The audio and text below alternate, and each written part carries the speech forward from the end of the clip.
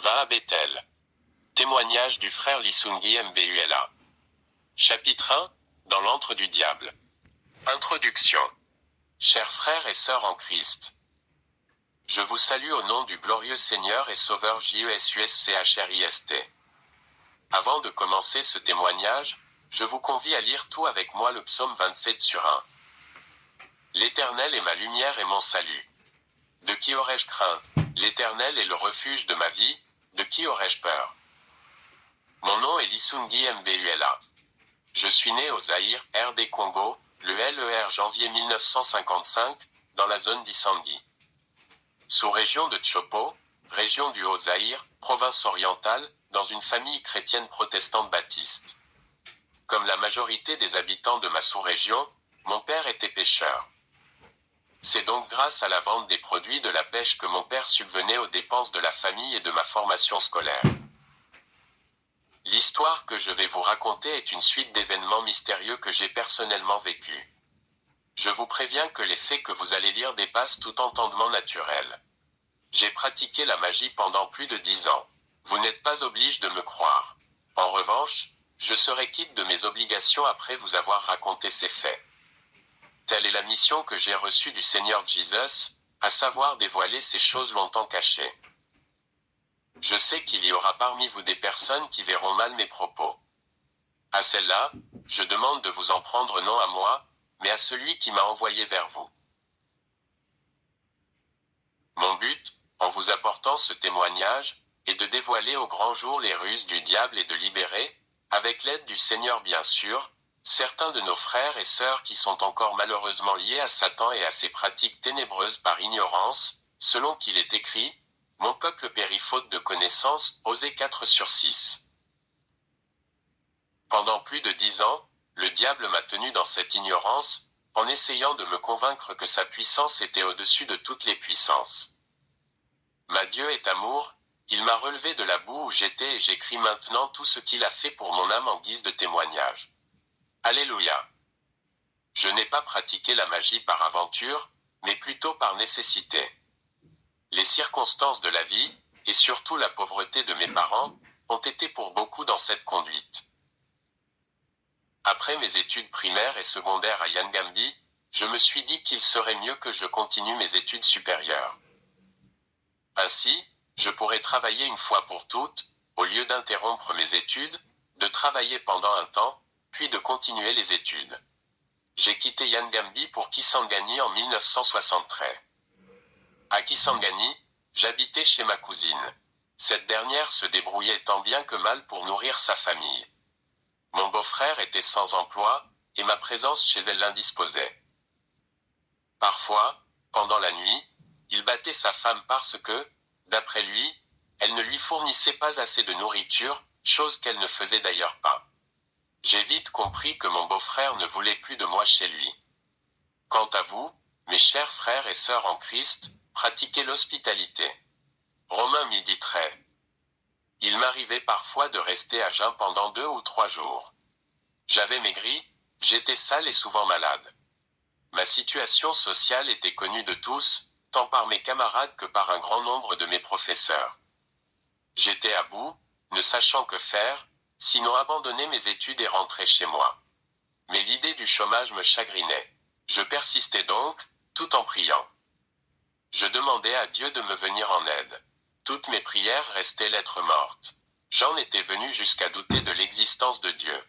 Je me disais, mon père est chrétien et il prie tous les jours. Chaque dimanche, il assiste au culte et donne son offrande s'il en a la possibilité. Pourtant, il demeure toujours pauvre. Moi aussi, je vis la même situation. Je suis très pauvre, souffrant, affamé, et très sale. Quel mal avons-nous commis, mon père et moi, pour que le ciel puisse nous punir ainsi? Le Dieu miséricordieux, le Dieu tout-puissant dont mon père m'a tant parlé avec admiration, existe-t-il réellement? S'il existe, pourquoi permet-il que je passe par de telles épreuves? Devant toutes ces questions demeurent sans réponse, j'en étais venu à conclure que Dieu n'existait pas, et que c'étaient les prêtres et les pasteurs qui l'avaient créé dans le but de nuire aux naïfs. La réalité était claire et nette, Dieu n'existait pas. Tel était mon raisonnement. Longtemps après, j'ai compris pourquoi Dieu n'exauçait pas mes prières. Je priais et demandais à Dieu, sans pour autant recevoir ce que j'avais demandé, parce que je demandais mal. Je demandais non pour accomplir les plans de Dieu en moi, mais plutôt pour assouvir mes propres désirs. Jacques 4/3. Un jour, mon professeur de botanique systématique m'invita chez lui. En cours de route, il me dit avoir entendu ses collègues se plaindre à mon sujet. Alors il me proposa d'habiter chez lui. J'accueillis cette bonne nouvelle avec une grande joie. Je déménageai aussitôt de chez ma cousine, pour me rendre dans ma nouvelle habitation. Chez mon professeur, ma condition sociale s'améliora. Je recouvrai la santé et je consacrai la plupart de mon temps à mes études. L'initiation. Un soir, alors que je révisais mes cours, mon professeur entra dans ma chambre, et me dit « Je trouve que tu es bien ici, et tes études vont bon train. Mais une chose est certaine, si tu continues dans la vie à cette allure sans aucune protection, tu ne feras pas long feu.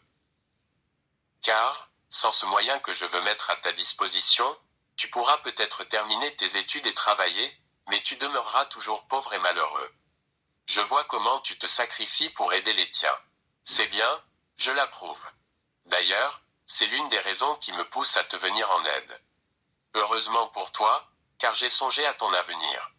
Je te demande une chose, sois patient et courageux, car je te remettrai une puissance.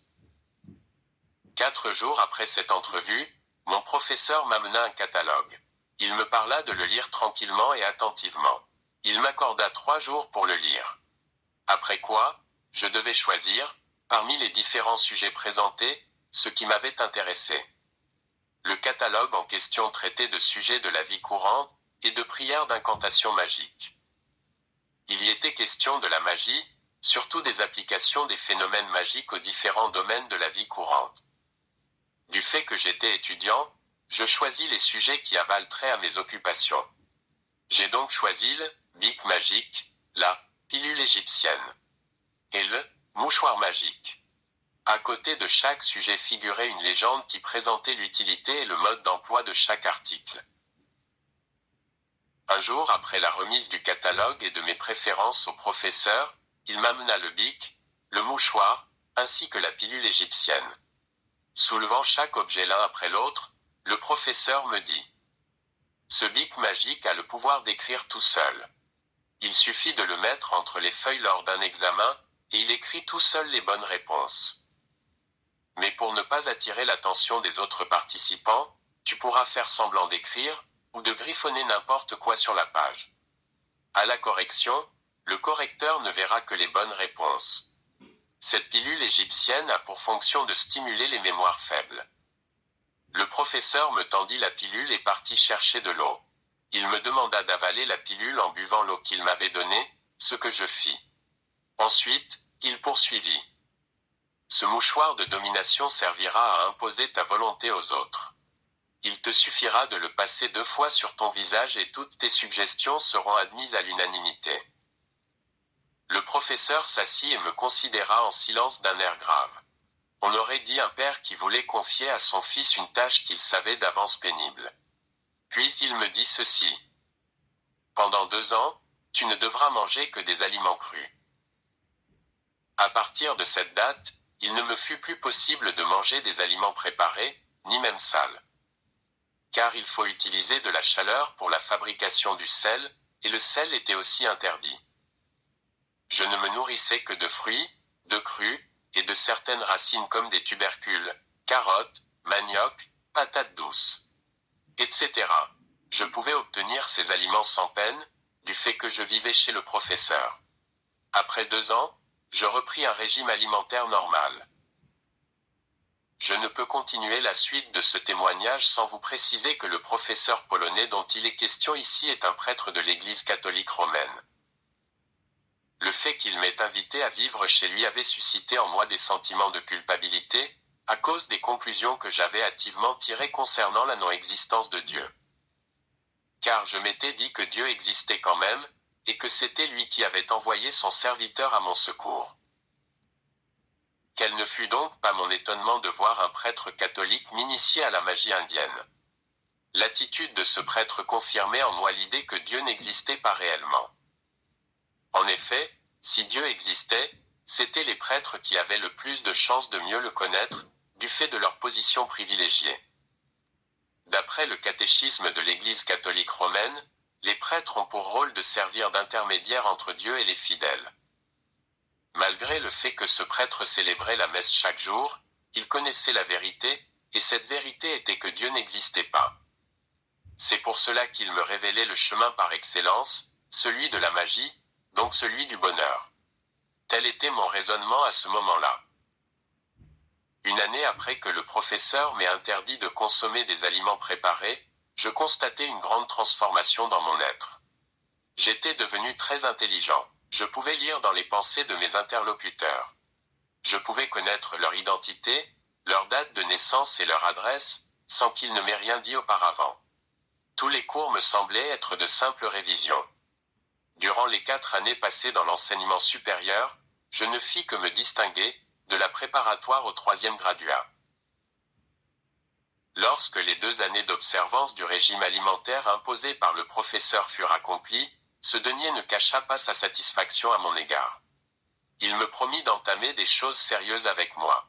Il me dit : « Mais avant d'en arriver là, je vais te remettre une protection. » À partir de ce moment, je pus manger tous les aliments de mon choix et consommer toutes les boissons possibles. L'interdiction était levée. 2 semaines passèrent, après que le professeur m'eut promis la protection en question. Il m'amena un nouveau catalogue intitulé « Atlas de bonne chance en toutes choses ». Cette fois, sans consulter mon point de vue, il m'indiqua un sujet dans le catalogue, et me dit : « Je te remets la grande force divine du grand Ashanti. » À l'aide d'une paire de ciseaux, il coupa une mèche de mes cheveux et la mit dans un flacon. Ensuite, il préleva un peu de poussière sous mon talon droit et l'enveloppa dans du papier blanc. Il m'expliqua : « Ces choses ainsi prélevées de ton corps serviront à te garder, dans les moments difficiles. » Il déposa ces choses dans un tiroir, puis ajouta : « Cette force divine a le pouvoir de te protéger contre les balles, les morsures de serpents, les sorciers, contre la mort par noyade, par le feu, par asphyxie ou par accident. Elle te donne aussi une protection contre tout ennemi visible ou invisible. Bref, contre tout danger et tout mal. » Le professeur tira une bague à 6 bijoux de sa poche, me la donna et me dit : « Ce talisman te donnera la force nécessaire pour lutter contre 20 et une personnes, et de les vaincre. Tu pourras dépasser les lois physiques de la nature au gré de ta volonté, l'apesanteur, l'altitude, l'espace et le temps. L'expérimentation. » Doté de toutes ces puissances et de ces protections, je résolus de les expérimenter. Ce n'est pas que je doutais de la véracité des paroles du professeur, mais je voulais d'abord tester ma puissance, et ensuite me prouver à moi-même que j'étais important. C'est en vue de ces choses que je mis volontairement du poison dans ma nourriture. Lorsque j'approchai ma main du bocal qui contenait la nourriture empoisonnée, il se brisa de lui-même en plusieurs morceaux, avant même que ma main ne le touche. Un jour, des amis tentèrent de m'empoisonner. Ils déposèrent une couche d'acide sulfurique en poudre dans l'assiette qui m'était réservée, et m'invitèrent à dîner. Ce ne serait pas trop dire que d'ajouter que je savais à l'avance que mon assiette était empoisonnée. Si j'avais refusé de manger, ils se seraient doutés de quelque chose, ou qu'un traître parmi eux m'avait informé de leur infamie. Alors, pour convaincre mes amis de ma supériorité sur eux, il me fallait manger ce plat empoisonné. Devant tout le monde, mon assiette tomba au moment où ma fourchette toucha les aliments, renversant ainsi son contenu. Puis tard, mes amis s'excusèrent et me confessèrent leur acte. Ils me dirent que leur mauvaise conduite à mon égard leur avait été dictée par ma vantardise et mon orgueil à leur égard. Ce qu'ils disaient était vrai. Je voulais qu'ils sachent que je n'étais plus un homme ordinaire. Mon but était atteint, car à partir de cet incident, mes amis rectifièrent leur position à mon égard. Ils me considéraient comme un surhomme, protégé par des êtres invisibles. Aucun d'eux ne pouvait plus penser du mal de moi sans éprouver des sueurs froides. C'était là mon désir, la folie des grandeurs. J'étais donc invulnérable. Les femmes ne me disaient rien qui vaille. Mais, Avec mon mouchoir magique, je pouvais briser leur volonté et les obliger à faire ce que je voulais qu'elles fassent. Un jour, je me disputais une femme avec un militaire, un commando, uniquement pour me faire de la publicité. Ce commando était réputé pour sa méchanceté dans la région. Lorsqu'il apprit mes amours avec sa concubine, il battit violemment cette dernière. La pauvre femme ne comprenait pas ce qui lui arrivait. Elle dépensait l'argent du commando à mon profit. Une fois, il arriva que le commando fut informé par les parents de la fille de ma liaison avec elle. En réalité, cette femme aimait bien son amant, mais, du fait qu'elle était sous mon pouvoir, c'est-à-dire sous l'envoûtement, elle ne pouvait agir à l'encontre de ma volonté. Cette situation était connue de tous et tout le monde en parlait. Le commando était devenu la risée de toute la population de Kisangani. Il était dépassé par le succès que j'avais auprès de sa petite amie, malgré les corrections qu'il lui infligeait. Poussé par la jalousie, car c'était pour lui une question de dignité et d'amour-propre, le commando décida de me tuer. Le pauvre homme ne savait pas qu'en agissant ainsi, il réalisait mes plans. Il prit donc la décision de m'éliminer. Seul restait à déterminer l'endroit où aurait lieu mon exécution. Après m'avoir filé pendant plusieurs jours, chaud que je savais d'avance, le commando me croisa dans un lieu inhabité. C'était vers 18h30, il faisait un peu sombre. En réalité, c'était moi-même qui avais organisé cette rencontre fortuite, car cette situation n'avait que trop duré, il fallait y mettre un point final. Le commando s'approcha de moi sans mot dire. Il sortit un revolver de l'une des poches de son pantalon, le dégaina, et tira à 3 reprises dans ma direction, à bout portant. L'écho des coups de feu se répercuta dans les arbres. Je sentis comme un chatouillement l'impact des balles sur la peau de ma poitrine et de mon ventre. Je me grattais la peau aux endroits où j'avais senti le chatouillement, et je me retrouvais avec les 3 balles dans la main. Dans un geste sublime, je les tendis au commando, en lui disant de tirer encore s'il en avait envie. Aucun témoin n'avait assisté à cette scène. L'acte s'était déroulé avec une telle rapidité que son cerveau n'eut pas le temps d'enregistrer cette information. Le soldat resta ébahi, sans comprendre ce qui lui arrivait. Je compris vite qu'il n'avait plus du tout envie de tirer. Il avait perdu la tête et était devenu comme un fou. En réalité, il était bien devenu fou. Quel orgueil fut le mien, lorsque j'expérimentais que même les balles tirées à bout portant ne me causaient aucun tort. L'impossible n'existait plus pour moi.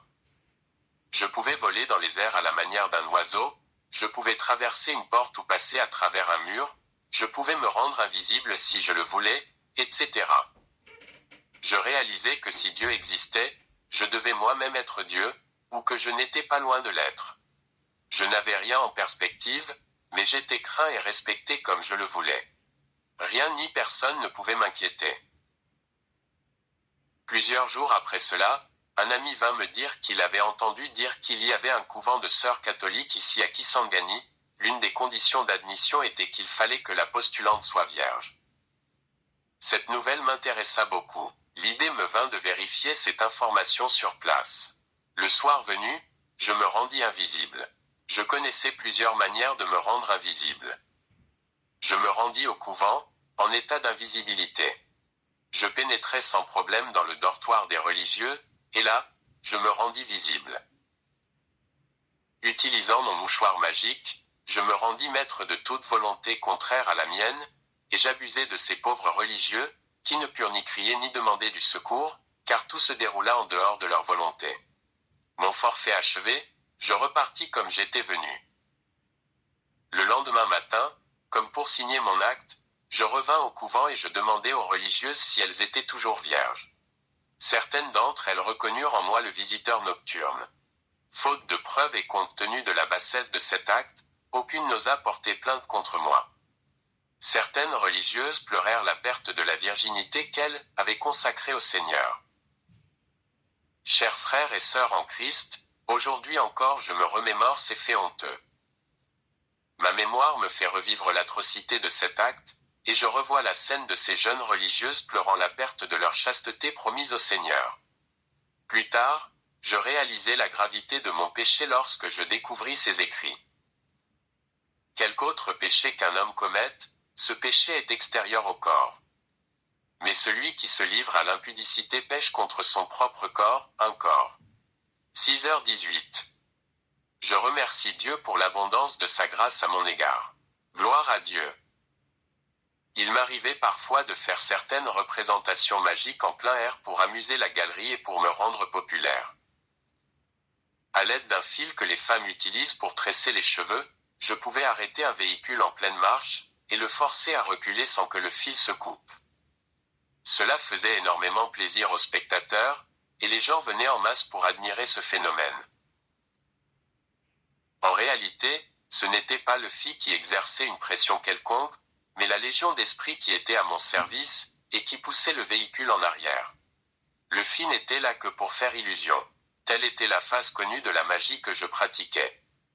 En dehors de ces représentations, personne ne pouvait soupçonner ce que j'étais réellement dans la magie, hormis bien sûr le professeur et quelques initiés. J'étais bien connu à Kisangani. Même les petits-enfants connaissaient mon nom et chantaient mes exploits. On parlait partout de mots. Cette notoriété me valut quelques problèmes sérieux. Un jour, sans savoir le motif que l'on me reprochait, je vis des agents de l'ordre public venir avec un mandat d'amener qui portait bien mon nom. Je les suivis sans protester, afin de savoir ce qui m'était reproché, et connaître par la même occasion l'identité de mon plaignant. Lorsque nous fûmes arrivés à la gendarmerie, l'officier chargé de l'instruction 1 de l'affaire ordonna à ses agents de me jeter au cachot. Avant que les gendarmes se saisissent de moi, je trouvai le temps de dire à l'officier: Citoyen adjudant, sachez bien que quel que soit le motif, je ne peux être arrêté, jugé, condamné, battu ou emprisonné que si je le veux. Mes paroles furent comme de l'essence jetée sur une flamme, c'est-à-dire qu'elles attisèrent la colère de l'officier. C'était pour lui une grande insulte que je lui tienne un tel langage en public. Aidé par 2 gendarmes, il me bouscula avec une grande brutalité dans le cachot, dont il verrouilla la serrure. Il empocha la clé, afin que personne ne vienne à me libérer sans d'abord passer par lui. De retour dans son bureau, il me trouva assis dans le fauteuil. Lorsqu'il entra, je lui dis: Viens, assieds-toi et causons. Mais mon interlocuteur n'avait plus envie de causer avec moi. En regardant son visage, je vis s'exprimer toute une série d'émotions. De la sérénité, il passa à la colère, puis à un grand étonnement, pour terminer par un sourire béat, hagard, sans expression aucune. L'homme avait perdu le nord et se mit à courir dans la pièce à la manière des petits enfants qui jouent au jeu de cache-cache. Ce n'était pas beau à voir. Bref, l'adjudant était devenu fou. Voyant ce qui lui était arrivé, j'eus pitié de lui. Je courus l'attraper, et lui remis son esprit en place grâce à quelques paroles magiques, apprises du professeur. C'est de ta faute, lui dis-je, quand il eut recouvre ses sens. Je repris: si tu avais écouté mes paroles, nous n'en serions pas là. Pour le consoler, je lui avais donné un gilet pare-balles. Plus tard, il s'ensuivit une bonne camaraderie entre l'officier et moi. L'incident fut vite oublié. Bien que détenant toute cette puissance, je n'avais pas la paix pour autant. Au début, je ressentis la joie de posséder une force dont d'autres personnes ne pouvaient même pas soupçonner l'existence. Mais, avec le temps, mes désirs augmentaient. Les objets ou les actes qui me procuraient de la joie s'estompaient dans ma mémoire du fait de la monotonie. Comme dit un proverbe, l'habitude est une seconde nature. Je trouvais qu'il était normal que les choses se déroulent comme je les faisais. Plus rien ne m'étonnait, et plus rien ne me procurait de la joie. Je remarquais que tout ce que je faisais ne me profitait réellement pas. J'étais populaire, mais sans un sou. Je fis part de cette situation au professeur. Ce dernier me répondit qu'il m'avait tout donné. Il suffisait que je le désire pour obtenir tout l'argent dont j'avais besoin. Avec la bague à 6 bijoux que je possédais, je pouvais faire disparaître des objets de plus de 50 kgs à plus de 50 mètres de distance. Sur le champ, le professeur me donna un objet qu'il appela « tube magique ». Il me dit: ce tube a plusieurs applications dans le domaine de la magie. Tu peux avec ce tube lire, voir, garder, déplacer, chercher, calculer, évaluer. Il y a plusieurs façons d'obtenir de l'argent. Je ne veux pas t'initier à toutes ces méthodes d'un coup, mais nous les étudierons progressivement. La première méthode est appelée « vol malin ». Cette méthode consiste à commander aux esprits errants de vous apporter de l'argent. Vous pouvez spécifier le lieu, la quantité, l'heure et la nature de cet argent. Lorsqu'il apparaîtra, il sera accompagné d'un chiffre. Ce chiffre indique le temps que tu dois mettre pour le dépenser.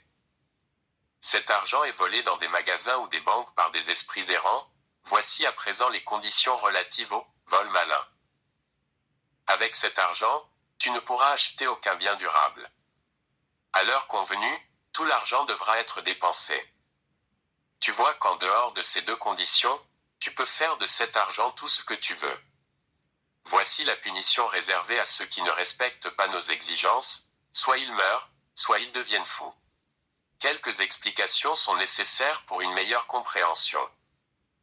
Nous appelons cette méthode vol malin parce que le vol ne sera pas découvert, du fait que l'argent sera remis à sa place avant que le propriétaire ne se rende compte de sa disparition. Tu ne dois pas acheter des articles durables, car tout doit disparaître à l'expiration du délai imparti. Ce qui fait que si tu gardes cet argent, tu risques de mourir. Après avoir acheté un article non durable, si l'argent que tu remets au vendeur est mis ensemble avec de l'argent ordinaire, cet argent disparaîtra en même temps que l'argent ordinaire, après le délai. On n'obtient rien pour rien dans ce monde, mon fils. Cet argent ordinaire qui disparaît sert à renflouer les caisses secrètes, et servira plus tard à acquérir d'autres clients. Si nous sommes sans pitié pour les récalcitrants, c'est parce que si l'argent n'est pas épuisé, c'est nous qui devons combler le vide qui manque. Donc, si le client meurt, c'est pour qu'il vienne travailler pour nous pour rembourser l'argent que nous avons dû verser à sa place. Si le client devient fou, c'est que l'argent ordinaire disparu a suffi à combler les pertes, sans que nous subissions de dommages. Mais le client sera quand même puni pour avoir enfreint les ordres, et aussi pour nous avoir fait travailler pour rien. Expérimente d'abord cette méthode. Lorsque tu découvriras ces inconvénients, je t'enseignerai une autre possibilité. Souviens-toi de mes paroles, patience et courage. En attendant, amusez-toi bien. Je retins bien chaque mot prononcé par le professeur. Quelques jours après cet entretien avec le professeur, après avoir pesé le pour et le contre du vol malin, je me décidai à l'expérimenter. Assis dans mon salon, je mis à exécution les procédures destinées à obtenir de l'argent.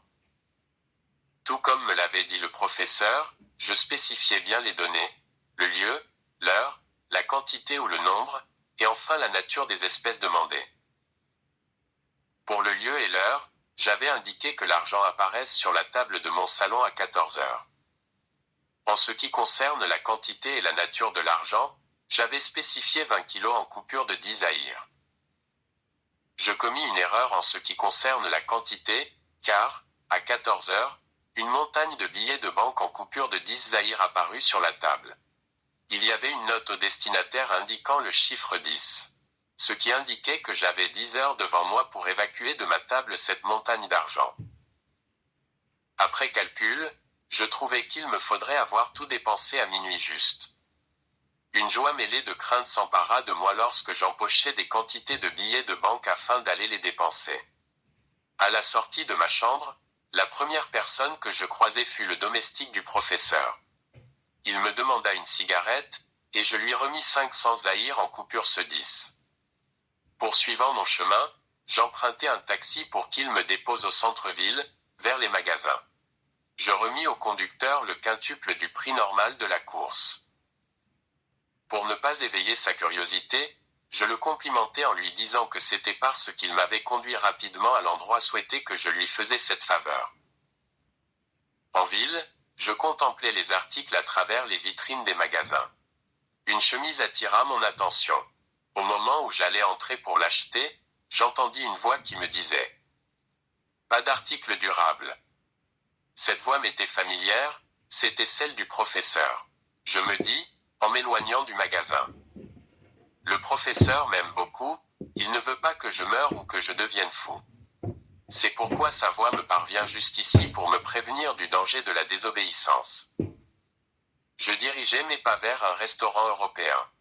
Puisqu'il m'était interdit d'acheter des articles durables, autant dépenser pour la nourriture, pour me venger. Je commandais des mets coûteux. Tout l'argent que j'avais emporté était épuisé. Je hélai un taxi et informai le conducteur qu'il recevrait le prix de sa course lorsqu'il m'aurait ramené à l'endroit où il m'avait pris. J'eus un haut-le-corps en arrivant dans le salon où se trouvait l'argent. L'argent que j'avais pris avant de sortir avait été remplacé par d'autres billets. Était-ce la réalité ou avais-je rêvé? Je ne sais pas. Il était 15 heures à ma montre, et l'argent était encore très abondant sur la table. J'empochai une grande quantité d'argent, supérieure à la première, et je sortis. J'étais tourmenté par l'idée qu'à mon retour, je trouverais peut-être une autre quantité d'argent qui aurait remplacé ce que j'avais emporté. Le chauffeur m'attendait au volant de sa voiture. Sans mot dire, je pris place à côté de lui. Mes idées étaient ailleurs. Je me dis que celui-ci en aurait pour son compte quand il verrait sa caisse vide le lendemain matin. Le taxi me déposa à la même place où il m'avait pris, c'est-à-dire au restaurant européen. Je lui remis une importante somme d'argent, sans rien lui dire, car lui-même était conscient que je l'avais fait attendre longtemps. Ce jour-là, certains de mes amis se trouvaient dans le restaurant. Je me souviens avoir offert une tournée générale à mes frais. Tout le monde mangea et but à mes frais. Cela me faisait du bien de sortir l'argent de mes poches pour le dépenser à la vue de tout le monde avant que mes convives ne terminent leur consommation. J'exigeais la facture. Je payais cash et je m'éclipsais, de peur que certains curieux ne se mettent à poser des questions sur la provenance de cet argent. Je fis plusieurs va-et-vient entre la maison et le centre-ville pour évacuer les 20 kgs de billets de 10 zaïres. Cela peut vous paraître simple. Mais dépenser une telle somme en 10 heures, à Kisangani, en 1967, n'était pas chose facile. À 22 heures, il y avait encore une grande quantité d'argent sur la table. Une sueur froide s'empara de moi, et je fus saisi d'une peur atroce, peur de mourir, peur de devenir fou. Je me rappelais les paroles du professeur lorsqu'il me recommandait le courage et la patience. Un peu de calme revint alors en molle. Je me dis que j'avais encore 2 heures devant moi, et qu'il n'était pas question de me laisser aller au découragement. Il fallait changer de tactique de dépense. Oh, mes chers frères et sœurs, il est meilleur de travailler pour Jésus que pour Satan. Car le joug de Jésus est doux et son fardeau léger, Matthieu 11h30. Je me rappelle encore cette nuit comme si c'était hier. Je jetai l'argent en l'air dans une cérémonie funèbre, dont je ne connaissais même pas le défunt. J'entrai avec précipitation dans un bar, et je demandai aux consommateurs quels étaient leurs goûts.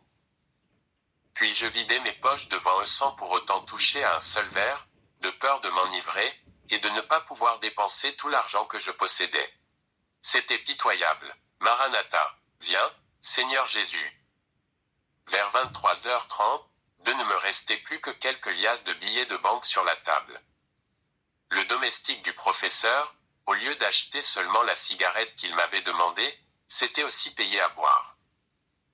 Pendant tous les va-et-vient que j'avais faits, j'avais remarqué une forme allongée dans la cour, mais je ne savais pas que c'était le domestique. Le pauvre homme, appliquant le principe romain disant qu'il faut profiter du jour, avait dépensé tout l'argent. À présent, il dormait dans la cour, ivre-mort. À minuit, il ne me restait plus un sou, et je pus pousser un ouf de soulagement. Cette nuit-là, dans mon lit, je réfléchis à tout ce que j'avais fait dans la soirée, en contemplant le plafond de ma chambre. Je conclus qu'à l'avenir, je ne demanderai que des sommes inférieures à 20 kilos. Quelques jours plus tard, j'eus à nouveau recours au vol malin. Cette fois-ci, je m'abstins de grossir la quantité, de peur de revivre la même situation que la première fois. Je remarquai que le temps fixé pour dépenser l'argent n'était pas constant dans chaque cas, il variait en fonction de la quantité demandée. Plusieurs jours passèrent. Je constatai que l'argent, obtenu par la méthode du vol malin, ne m'était d'aucune utilité. Il m'était défendu d'acheter un simple slip, pas même un mouchoir de poche. Si je tentais de le faire, je risquais la folle ou la mort. Mes parents étaient toujours pauvres. J'étais incapable de leur venir en aide. Je ne pouvais pas leur envoyer mon argent, de peur qu'ils ne le mettent avec leurs économies, et que le tout disparaisse lorsque le délai imposé aurait expiré. Je me décidai à aller trouver le professeur afin qu'il me donne une autre possibilité de trouver de l'argent.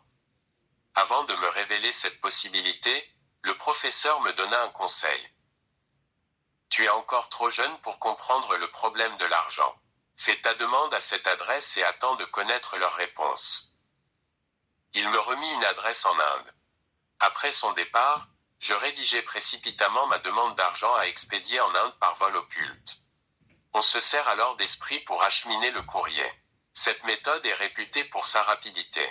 Un retard de 5 minutes est rare quand on utilise ce moyen.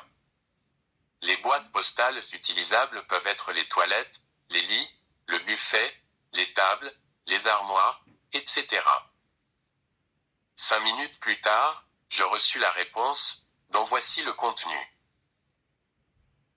Vous, Zaïrois qui demandez de l'argent, sachez bien que l'argent n'achète pas l'argent, ou qu'un Zaïre n'achète pas un Zaïre, et puis cet argent ne peut pas vous parvenir tout seul.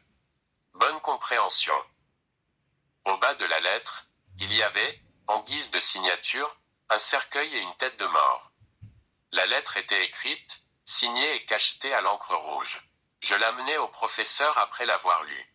Ce dernier, sans même y jeter un coup d'œil, me dit « C'est comme je te l'avais dit, mon fils. Dans ce monde, il n'y a rien pour rien.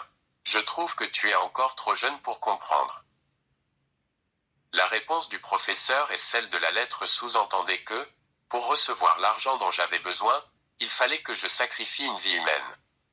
Je répondis au professeur que je n'avais personne sacrifié pour obtenir de l'argent.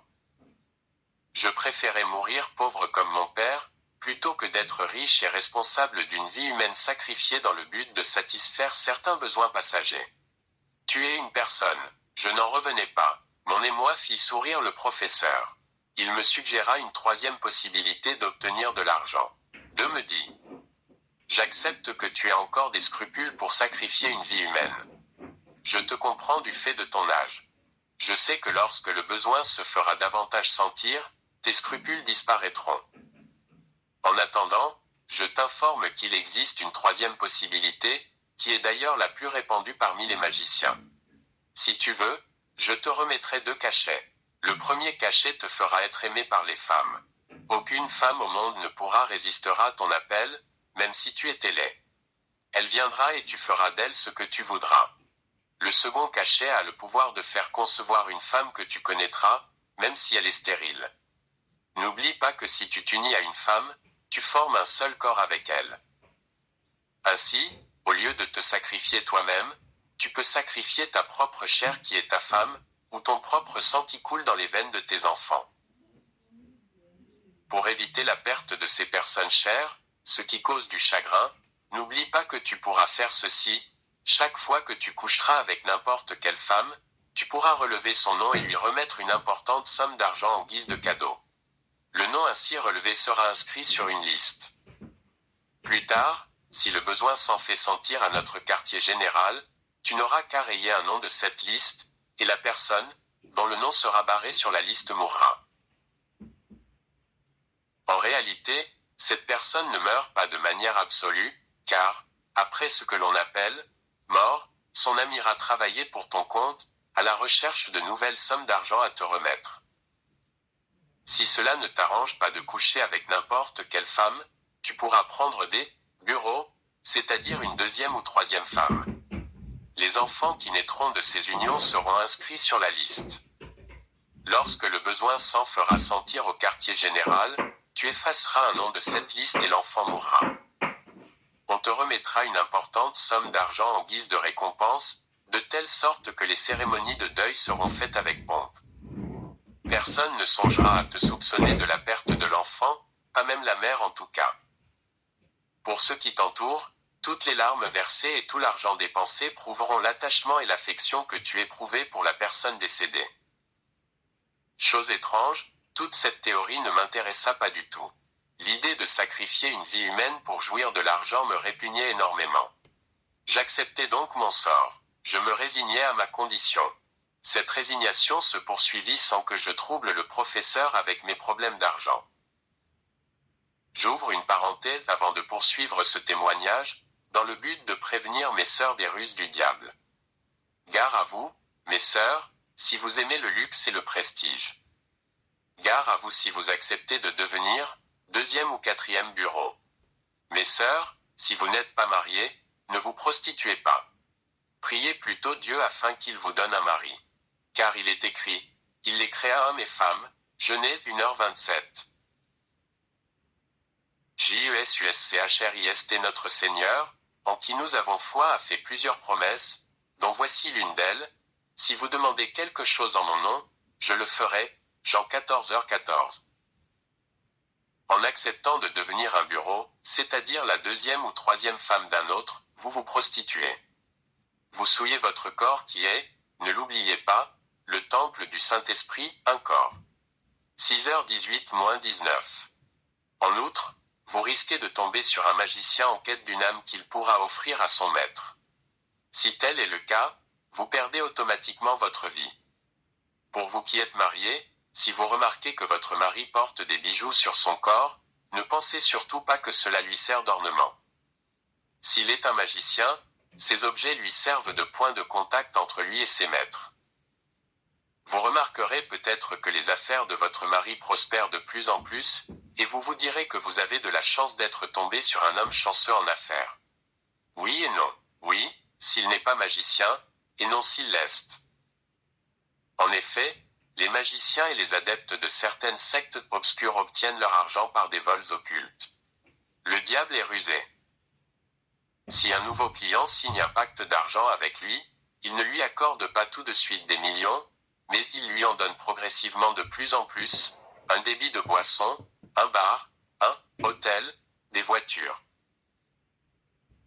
Le principe du diable est le suivant, puisque vous vous servez de cet argent pour entretenir votre vie et subvenir à vos dépenses, en retour vous devez payer de votre vie tous ces bienfaits. Toutes ces importantes sommes d'argent que vous gaspillez pour entretenir votre standing sont en fait le prix de votre sang, celui de vos enfants, que vous détruisez par votre ignorance. Vous mourrez prématurément, non pas pour que votre âme aille se reposer en attendant l'avènement du Seigneur, mais plutôt pour aller travailler à la recherche d'autres sommes, destinées à combler les vides que vous avez causés en satisfaisant vos caprices. Pendant tout le temps que j'ai passé au service du mal, j'ai remarqué que le diable avait plus d'emprise sur les femmes que sur les hommes. Il se servait beaucoup des femmes pour accomplir ses desseins maléfiques. Votre seule arme, c'est la prière et la foi. Il se peut que quelqu'un vous offre, lors d'une fête ou d'anniversaire, des bijoux en guise de cadeau. Si cette personne fait de la magie, vous constaterez une anomalie dans votre vie, en particulier le manque de sang fréquent chez les enfants. Ou alors, si vous avez l'habitude de garder vos économies chez vous, d'importantes sommes d'argent disparaîtront sans que vous puissiez en comprendre la raison. Tout cela à cause des bijoux qui vous ont été offerts, ou que vous aurez même achetés. Les bijoux que nous rencontrons dans la vie ne sont pas tous fabriqués à partir de minerais. J'en connais qui proviennent d'ailleurs. Au pays de la déesse Maharashati. Aucun des possibilités ou méthodes pour obtenir de l'argent mises à ma disposition par le professeur ne satisfaisait mes désirs. Mon souci était de jouir de l'argent comme tout le monde, sans qu'il me soit fixe des limites dans le temps. Par « tout le monde », j'entendais les hommes riches. Je désirais obtenir l'argent qui pouvait me permettre d'aider mes parents à Yangambi, de fonder une famille plus tard, etc. Malgré le fait que je pratiquais la magie, j'éprouvais de l'amour pour les miens. Je songeais parfois aux moyens qui pouvaient me permettre d'améliorer leurs conditions de vie. J'avais pensé à leur envoyer l'argent du vol malin, car toutes les autres méthodes nécessitaient premier sacrifice d'une vie humaine, chose que je détestais. C'était pourtant à la seule possibilité de leur venir en aide. Mais je n'utilisais pas cette méthode pour aider ma famille, car cet argent devait disparaître après expiration du délai.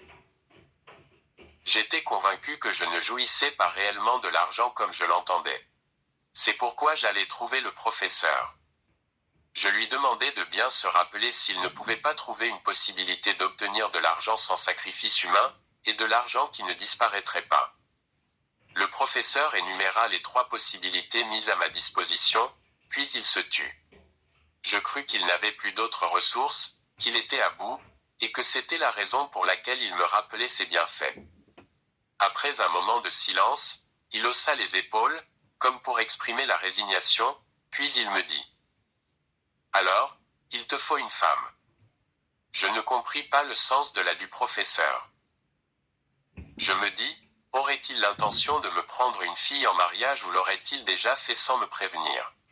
Le professeur revint me voir 3 jours après notre entretien. Il m'expliqua ceci. Fois passée, je t'ai parlé d'une femme, comme solution à ton problème. Tu sais que la femme satisfait presque tous les besoins de l'homme. Autrement dit, c'est vers la femme qu'aboutissent tous les besoins de l'homme, en dehors des besoins corporels personnels. Nous allons voyager au pays de la déesse Maharashati.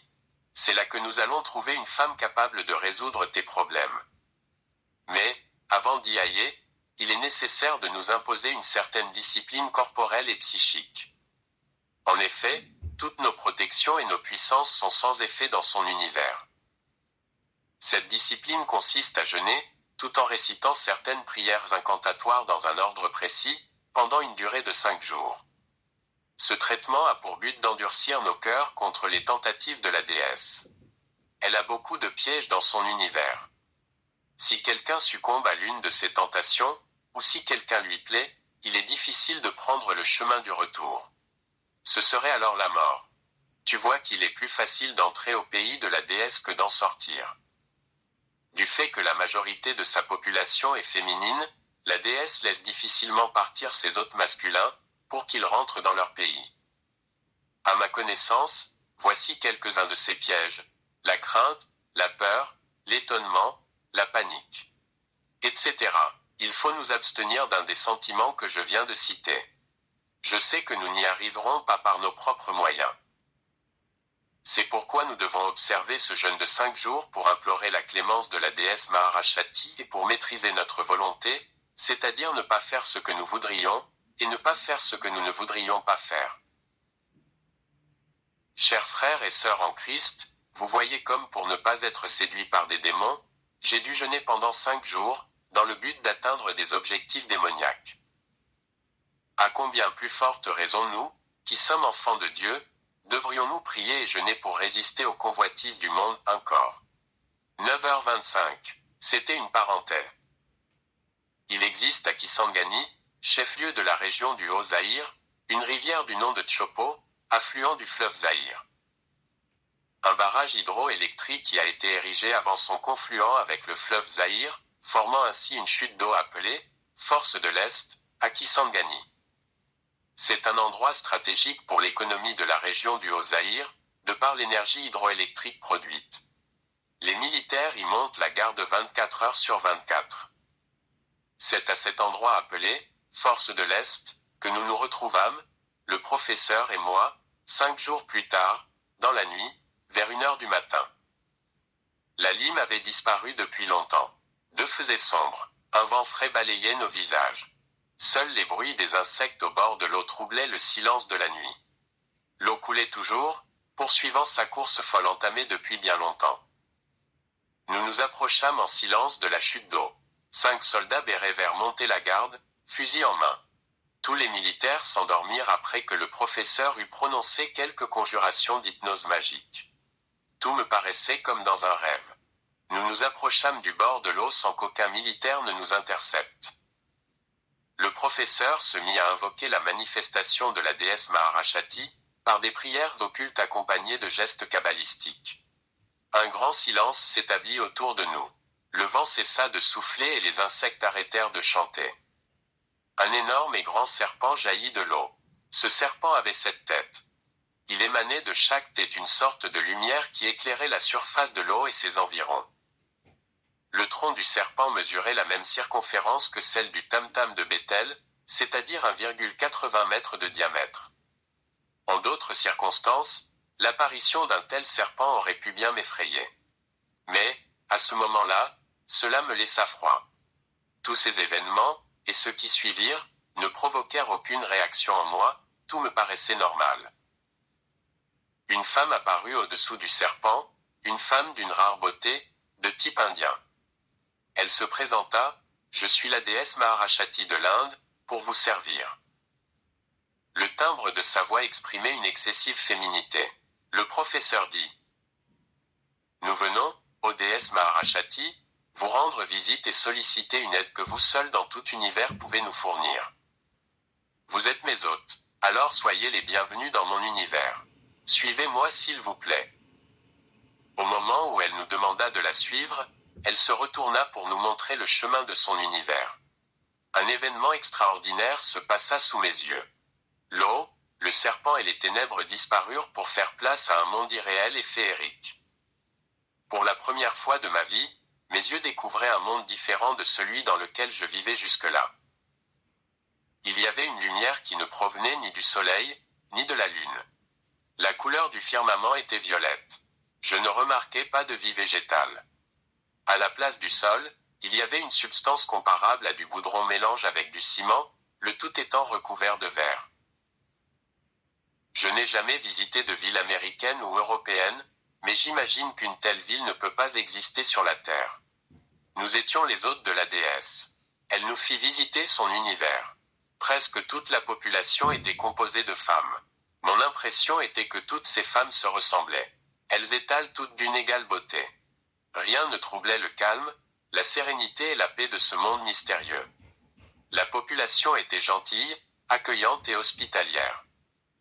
La visite terminée, nous nous rendîmes à la résidence de la déesse. Après quelques minutes de repos, la déesse nous convia au banquet offert en notre honneur. Il y avait beaucoup d'invités au banquet, entre autres la reine, les princesses et les duchesses. Au cours du banquet, le professeur voulut exposer le mobile de notre visite, mais la déesse l'en empêcha, disant qu'on aurait tout le temps pour en parler plus tard.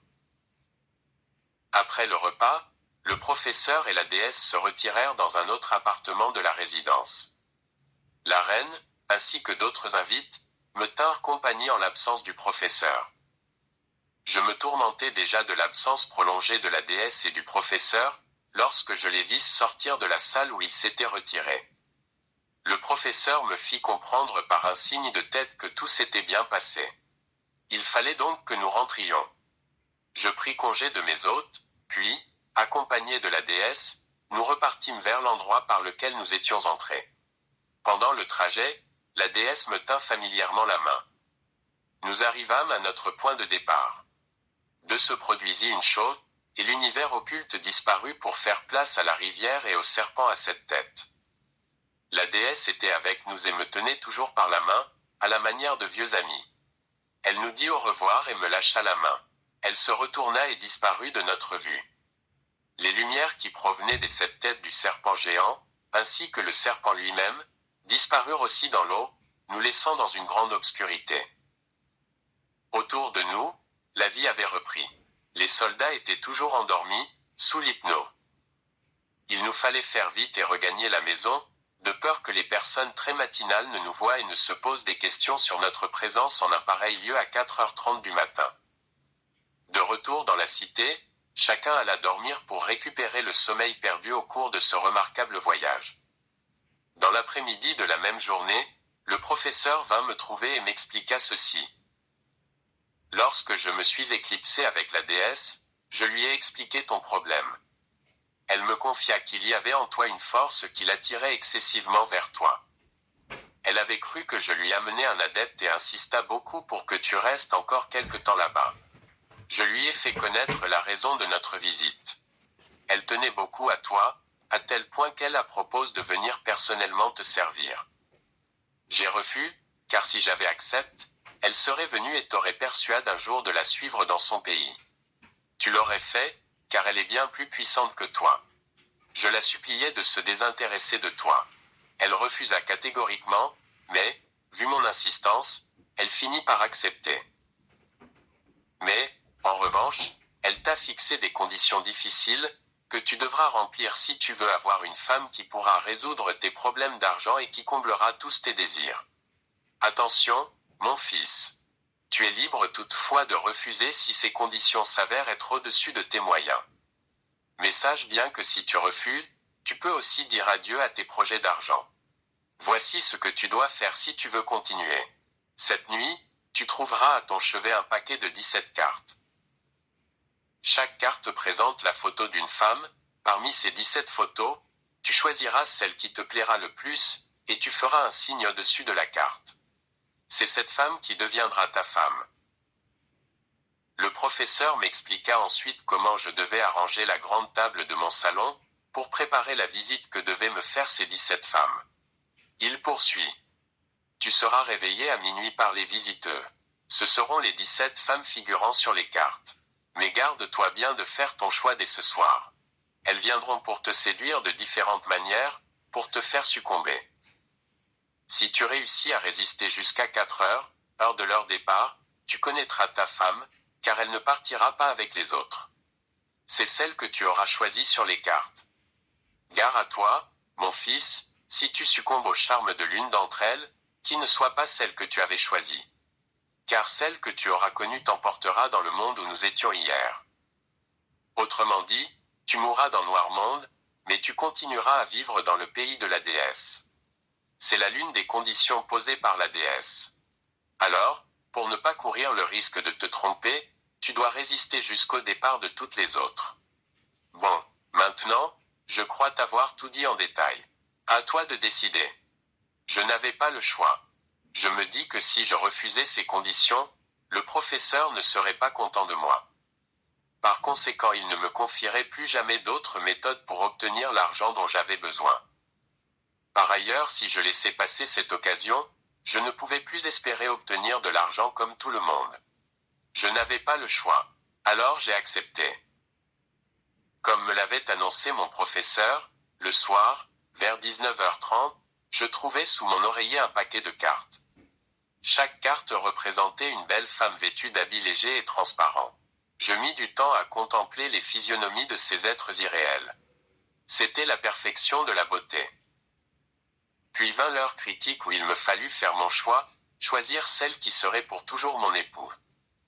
Je n'avais aucun point sur lequel je pouvais appuyer mon raisonnement, car tout était d'une égale beauté. Après un bon moment d'indécision, j'eus l'idée de faire mon choix par tirage au sort. J'éparpillai les cartes sur la table, je fermai les yeux, et ma main tomba sur une carte, au-dessus de laquelle je fis un petit signe dans un coin.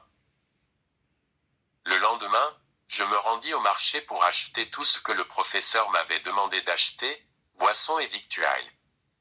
Je disposai le salon selon les instructions du professeur, et je m'endormis à 20h30 dans mon lit. L'épouse. À minuit, je sentis que quelqu'un me touchait pour m'y réveiller avec douceur. J'ouvris un œil, car j'avais encore sommeil. Dans la pénombre, je découvris qu'une femme essayait de me réveiller, sans brutalité avec des baisers et des caresses. Je lisais dans chaque de ses mouvements une tendresse et un amour profond. Je me levai et me dirigeai vers le salon. Là, je fus accueilli par les applaudissements de mes visiteuses. Je remarquai que toutes les femmes présentées sur les cartes étaient là, bien réelles et très belles. Pendant plusieurs heures, toutes s'ingénièrent à me séduire par tous les moyens possibles, moyens dignes des enfants de la perdition. Tout m'incitait à succomber. Mais le professeur avait été strict sur ce point, ne connaître aucune d'elles avant le départ des 16 autres. Car je ne reconnaissable plus celle que j'avais choisie, et je ne pouvais risquer ma vie en couchant avec l'une d'elles au hasard. Voyant que je ne succombais pas à leurs avances, les femmes utilisèrent toutes les ressources de leur séduction diabolique. Chers frères et sœurs en Christ, je reconnais que sans la discipline d'endurcissement à laquelle je m'étais soumis pendant les 5 jours, j'aurais dû succomber à l'assaut des provocations de ces 17 femmes. À 4 heures donc, elles me dirent au revoir et partirent comme elles étaient venues, c'est-à-dire en traversant les murs. L'une d'elles resta. C'était donc mon épouse, celle sur qui mon choix était tombé. Celle qui n'était pas partie s'approcha de moi. Elle m'embrassa longuement. S'étant mise à côté de moi, elle me dit : « Mon amour, je suis contente de ta conduite de tout à l'heure, vis-à-vis de mes cousines. C'est pour moi un signe d'amour et de fidélité que de t'être abstenu de connaître au moins l'une d'elles. Moi aussi, je t'aimerai autant, pourvu que tu respectes mes exigences, qui ne sont d'ailleurs que celles d'une femme qui t'aime et qui veut faire ton bonheur. En dehors de la nourriture préparée par ta main, tu ne mangeras que des aliments que je t'offrirai, et pas ceux d'une femme. Quand tu rentreras à la maison, il ne faudra pas que ton retard dépasse 2 heures. Quand tu sortiras, à ton retour, tu devras d'abord prendre une douche et te changer avant de t'approcher de moi. Dans la maison, ne porte jamais de chaussures de cuir. En dehors de nous deux, personne ne doit connaître ma présence chez toi. Si par mégarde quelqu'un me voyait sans que tu sois au courant, cette personne devra mourir ou devenir folle. Mais si la personne est de mèche avec toi, alors c'est toi qui perdras la vie ou la raison. Comme tu le vois, je suis très jaloux. En revanche, j'accepte de combler tous tes désirs avant même que tu me les dises. Quels que soient tes désirs, je les comblerai. Mon nom est Hélène Maglo. Appelle-moi Hélène tout court. Telle est l'histoire de mon mariage avec Hélène. Le lendemain, je compris pourquoi le professeur m'avait trouvé une femme comme solution à mon problème. Le matin, après ma douche, je trouvais sur la table un petit déjeuner copieux. Pourtant, il n'y avait pas de cuisinière à la maison, pas même un réchaud. Sans savoir d'où provenaient les aliments, je les mangeais avec beaucoup d'appétit. Lorsque j'ouvris ma garde-robe pour m'habiller proprement et partir pour mes cours, j'étais encore étudiant, j'y trouvais des habits neufs, des costumes dont je n'avais jamais soupçonné l'existence depuis ma naissance. Il y avait aussi des chaussures et des babouches. Toutes ces choses ne m'impressionnèrent pas. Hélène s'était jurée de combler tous mes désirs. Les plats que je trouvais sur ma table étaient ceux qui plaisaient à mes goûts, c'est-à-dire les plats que j'aurais aimé manger ce jour-là. Comment cette femme devinait-elle mes goûts? Je ne le saurais jamais. À propos des vêtements, Hélène m'avait remis un pantalon qui en valait 6, un pantalon extraordinaire. Chaque fois que j'entrais dans la maison, et que j'en ressortais, la couleur du pantalon changeait. Ce pantalon pouvait changer de couleur jusqu'à 6 fois, il pouvait reprendre sa couleur initiale à la 6e couleur. Avec Hélène comme épouse, c'était la belle vie. Le problème d'argent ne se posait plus. Chaque fois que j'avais besoin d'acheter un article, quelconque chose qui m'arrivait très rarement du fait que tous mes désirs étaient réalisés par Hélène, il suffisait simplement que je mette ma main dans ma poche, et elle en ressortait avec l'argent nécessaire pour l'achat de l'article désiré. Cet argent était normal. Je pouvais en jouir comme tout le monde sans risquer la mort ou la folle, ni même sans qu'il disparaisse après expiration d'un délai. Ma femme avait mis une voiture à ma disposition. Seule elle et moi pouvaient la voir, en dehors de quelques initiés. Je l'empruntais souvent pour me rendre à mes cours. Elle ne roulait ni à l'essence ni au gasoil. En fait, je n'ai jamais été à une station-service pour me ravitailler en carburant. Chers frères et sœurs en Christ, Dieu est jaloux de nous, et il souffre lorsque nous laissons les choses du monde pénétrer dans notre esprit. Jacques 4/5. Il nous recommande de l'aimer de tout notre cœur, de toute notre pensée et de toute notre force. Matthieu 22/7. Si ces esprits démoniaques peuvent toujours être près de leur partenaire, à combien plus forte raison Dieu peut être bien plus présent en nous par son esprit. Psaume 139. Alléluia. Hélène, ma femme, avait un corps différent d'une autre. Elle ne semblait pas avoir d'eau, et son corps avait la consistance d'une chambre à air. Quand j'exerçais une pression sur son corps, mes doigts se touchaient. Mais le côté qui m'avait immédiatement déplu en elle, c'était son avidité sexuelle. J'étais tellement épuisé par nos relations dans ce domaine que je perdais souvent connaissance. Elle devait alors me ranimer en lavant mon visage avec une éponge trempée dans l'eau, ou en me donnant de petites tapes sur les joues. Bref, la conception de l'amour était très différente entre Hélène et moi. Je me disais que je finirais un jour par y laisser la vie, car seul mon évanouissement pouvait me libérer de son étreinte de serpent. Au début de notre union, je me disais qu'elle finirait bien par se fatiguer, ou que je m'habituerais. Mais rien de ce que j'avais pensé ne se réalisa. Au contraire, Hélène devenait de plus en plus possessive et agressive. Peu à peu, la joie que j'avais éprouvée pour ses bienfaits s'estompa, et l'amour fit place à la haine. Je cherchais un moyen ou une occasion de me débarrasser d'elle, mais je n'en avais pas le courage, à cause de tous les bienfaits qu'elle me procurait par ailleurs. Cependant, ma décision fut prise, et j'attendais l'occasion propice pour la mettre dehors. Beaucoup de jours s'écoulèrent. Un jour, à la sortie des cours, je vis de jeunes étudiants. Il y avait parmi elles une très belle fille. Je pris du temps pour la contempler et l'admirer. Je la convoitais. Je me demandais une telle beauté n'était pas celle d'une revenante, car seules les mortes peuvent rivaliser avec une telle beauté. J'étais tellement plongé dans mes pensées que je n'avais pas remarqué le temps passé. J'étais en retard pour rentrer à la maison. Après m'être déchaussé sur le seuil de la maison, je partis prendre ma douche et changer de vêtements. Après la douche, je partis expliquer mon retard à Hélène. Mais à la place où Hélène m'attendait d'habitude, je trouvais la belle étudiante.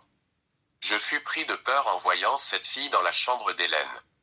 Je craignis de mourir ou de devenir fou. Je me demandais comment elle avait su que je l'avais convoitée. Comment avait-elle connu mon adresse? Comment était-elle entrée? Est-ce qu'Hélène l'avait vue? Sans faire attention à elle, je me mis à courir dans toutes les chambres à la recherche de ma femme, tout en criant que je n'étais pour rien dans la présence de cette fille dans la maison. De l'endroit où elle était assise, la belle étudiante souriait devant mon désarroi. Elle s'approcha de moi et me dit « Ne me reconnaisses-tu pas, chérie? Je ne suis pas la fille que tu as vue en sortant de tes cours. Je suis ta femme Hélène Maglo. J'ai revêtu le corps de celle que tu as vue aujourd'hui. Voici les réponses aux questions que tu t'es posées au cours de la journée à propos d'elle. Elle n'est pas une revenante, mais elle ne tardera pas à le devenir bientôt. Voici son identité. Chérie, je ne te donne pas ces renseignements pour que tu ailles la chercher mais pour te montrer qu'en agissant ainsi tu me chagrines, car je t'aime à en mourir, et il m'est impossible de te perdre. D'ailleurs, que deviendrais-je sans toi? Comment puis-je penser partager ton amour avec une autre, aussi longtemps que tu ne parviens pas à me satisfaire?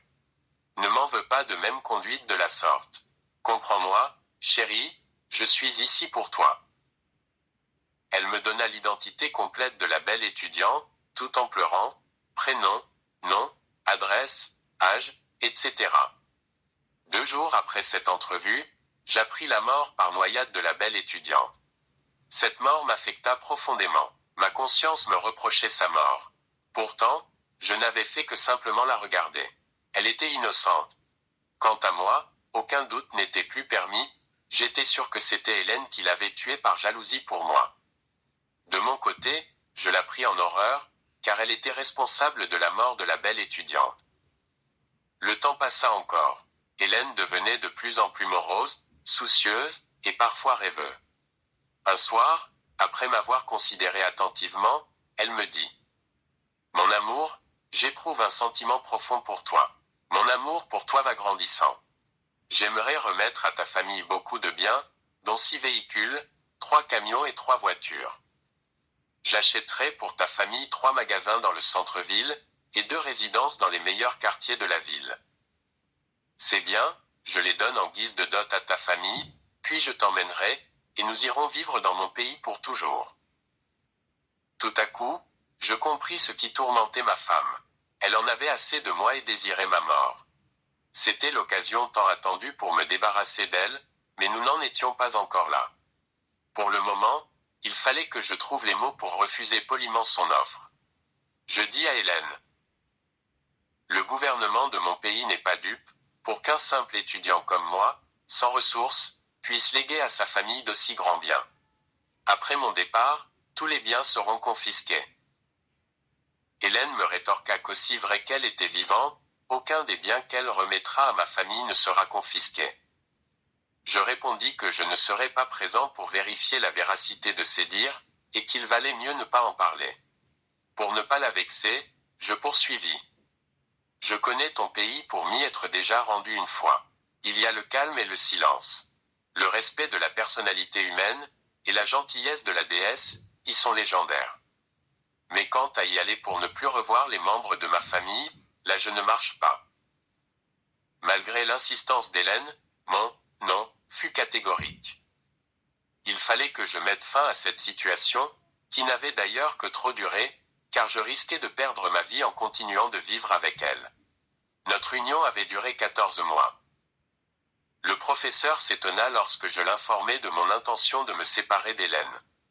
Il voulut connaître les raisons qui me poussaient à prendre une telle décision.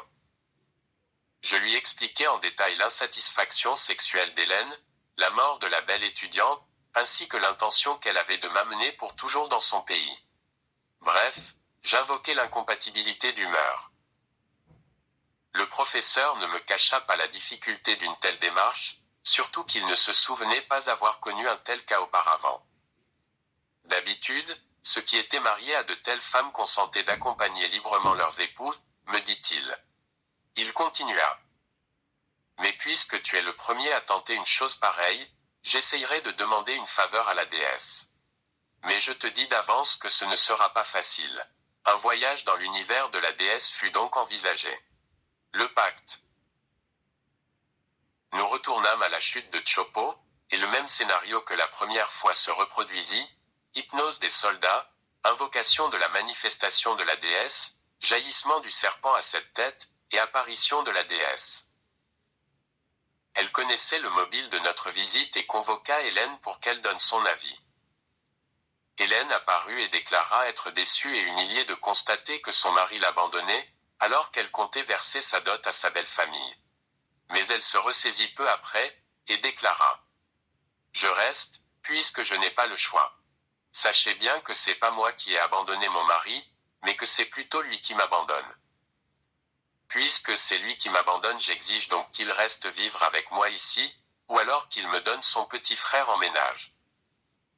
De l'endroit où je me trouvais, je répondis au professeur. Aucune des exigences d'Hélène n'est réalisable. Il n'a jamais été dit dans nos conventions que je ne pourrai jamais me séparer d'elle, ni que certains membres de ma famille puissent trouver la mort à cause de moi.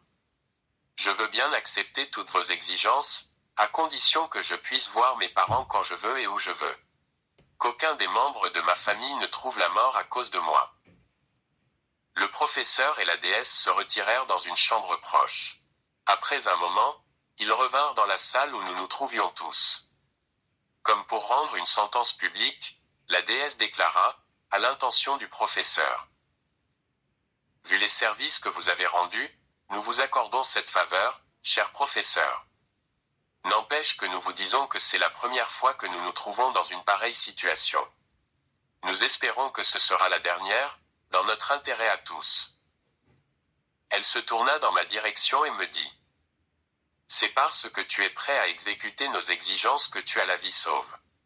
En réalité, Hélène avait pour mission de te ramener ici. Mais la pauvre t'a tellement aimé qu'elle n'a pas pu agir à l'encontre de ta volonté dorénavant, tu travailleras pour nous jusqu'à ta mort. Tu retourneras dans ton univers avec ton professeur. Il t'instruira sur tes nouvelles attributions. Dès la fin de cette réunion, tu signeras avec ton sang le contrat qui te liera à nous jusqu'à la fin de tes jours. Ce sera un pacte. Désormais, tu seras serviteur de la déesse Maharashati, je te confirme au rang de diplômé, pour toute la zone Est. Tu n'es pas un novice pour que je te dise ce qu'il adviendrait de toi si tu voulais nous fausser compagnie. On apporta les papiers et, à l'aide de mon sang, je signai le contrat de mes empreintes digitales. À 4 heures, nous rentrâmes à la maison comme la première fois. Pendant quelques mois, jour après jour, le professeur m'enseigna mes nouvelles fonctions. Pendant le jour, je suivais des cours théoriques et, à minuit, nous nous rendions au cimetière pour compléter ma formation, pour me restaurer et me divertir. En effet, depuis le moment où j'avais signé le pacte, j'avais eu droit aux égards dus à mon rang de diplômé. Entre autres, j'avais le droit d'occuper une place au restaurant du cimetière chaque nuit. Voir plus loin la description de ce monde du cimetière. Le professeur m'apporta d'autres catalogues dans le but de me documenter davantage. Ma nouvelle occupation consistait à lier les talismans. Ces talismans nous étaient envoyés par des clients, qui nous les envoyaient pour que nous y mettions une puissance. La plupart des commandes nous parvenaient de différents pays d'Europe, notamment de la France, de la Roumanie, de la Pologne, et surtout de l'Italie. En Afrique, nous recevions des commandes du Cameroun, du Gabon, de la Mauritanie, du Sénégal et du Zaïre. Pour le Zaïre, nous avions les villes de Kisangani et de Kinshasa. Avec l'aide du professeur, j'avais ouvert une maison identique à celle qui existe à Kinshasa, dénommée Maison Lion-Gilbert. La nôtre était baptisée Maison Blanche-Foire Kisangani. C'était là que se trouvait mon bureau. À l'aide d'esprits servants, Je réceptionnais les commandes et les expédiais après traitement. La différence entre notre maison et celle de Kinshasa est que la nôtre était indienne, tandis que l'autre était égyptienne. Mais les deux maisons travaillaient pour un même but, gagner le plus d'âmes possible à Satan. Chaque talisman devait être lié au-dessus d'une tombe, suivant une prière appropriée. En d'autres termes, l'opération qui consistait à transférer une puissance, que nous désignons ici par le verbe lier, devait se dérouler au-dessus d'une tombe. C'était pour que le talisman soit efficace, m'avait dit le professeur. Il m'indiqua les correspondances entre les divers cas évoqués par les demandes et les prières appropriées à chaque cas. Le professeur, toujours lui, m'avait défini ce qu'était une planète, un horoscope et un omitama dans le domaine de la magie. Nos clients étaient du monde entier. Lorsqu'un client nous écrivait pour la première fois, nous lui envoyions notre bulletin pour qu'il nous fournisse tous les renseignements dont nous pourrions avoir besoin plus tard. Nous exigions que le nouvel adepte nous fournisse les informations suivantes, nom des parents, des frères et sœurs, de l'épouse et des enfants éventuels, lieu et date de naissance, etc. Lorsque nous avions toutes ces données en notre possession, le client pouvait alors acheter ses propres bijoux et nous les envoyer pour que nous puissions les lier, ou bien nous pouvions lui envoyer nos propres bijoux déjà travaillés en fonction de sa demande. À partir de ces données, en particulier la date et le lieu de naissance du client, nous déterminions son signe astrologique, qui nous permettait de trouver la planète de l'individu. En comparant la lettre de commande du client avec sa planète, nous pouvions voir ses carences. C'étaient ces carences, ou omitama, que nous incrustions dans les bijoux, qu'on pouvait alors lier au-dessus d'une tombe, à l'aide d'une conjuration ou d'une prière appropriée, pour former un talisman propre à l'expédition. La puissance d'un talisman était renouvelable et restait limitée à un domaine bien défini. Enfin, la construction d'un talisman variait d'un individu à un autre. Elle dépendait du signe astrologique, de la planète, des besoins et carences des clients. C'est lorsqu'un talisman n'avait plus de puissance qu'il fallait le renouveler. Et à quel prix? Nous le verrons plus loin, à propos de la prière du vieux diacre. Ainsi chaque nuit, je me rendais au cimetière pour travailler, pour me restaurer et pour me divertir.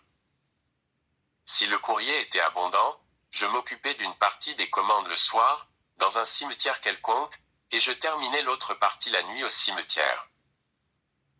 Il y avait deux façons d'expédier le courrier, par voie normale, c'est-à-dire par la poste ordinaire, ou par voie occulte ou secrète, en utilisant des esprits errants ou des esprits servants.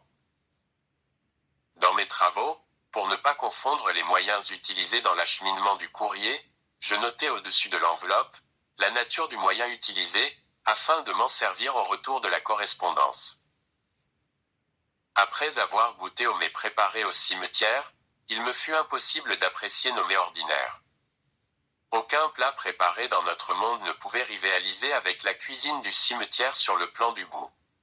C'étaient pourtant les mêmes denrées que celles que nous trouvions sur nos marchés. La différence venait des recettes. La cuisine du cimetière était exquise, comparée à la nôtre. Pendant les 7 années où je travaillais comme diplômé, je ne consommais que des aliments du cimetière. D'ailleurs, c'est là que je me plaisais le mieux. J'y avais les petites amies. Telles étaient mes occupations dans le domaine de la magie indienne jusqu'au jour où il plut au Très-Haut de me sauver des liens du diable.